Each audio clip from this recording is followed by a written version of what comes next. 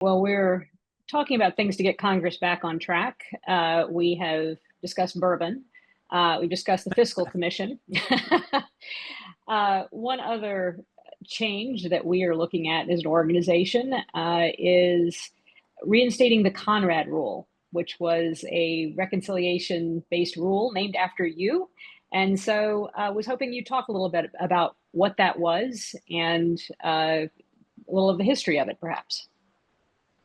So the Conrad rule simply stated you could not use reconciliation, which is a special fast track procedure which avoids the filibuster.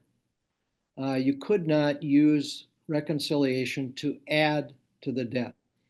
The only reason reconciliation was ever created was to reduce deficits and debt.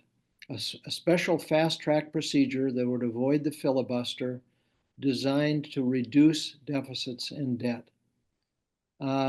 Instead, it has been stood on its head, and now reconciliation, the special fast track procedure that avoids the possibility of a filibuster, which would require 60 votes in the United States Senate to overcome, that has been absolutely eviscerated. And instead, reconciliation, this special fast track procedure, is using to increase deficits and debt.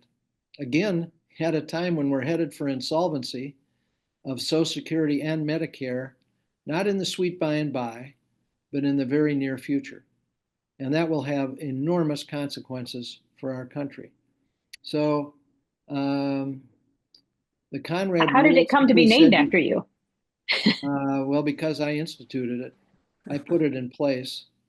And it was because I was trying to keep faith with what my colleagues had done in the past who created reconciliation for the express purpose of reducing deficits and debt, not to have this special procedure to increase deficits and debt. I mean, it's so wildly irresponsible, if you think about it, to be doing what's been done here. We have $37 trillion of debt. 123% of our gross domestic product is debt.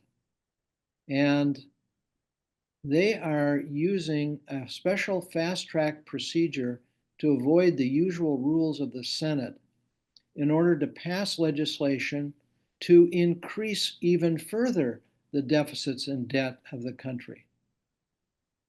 I mean, it stands logic on its head.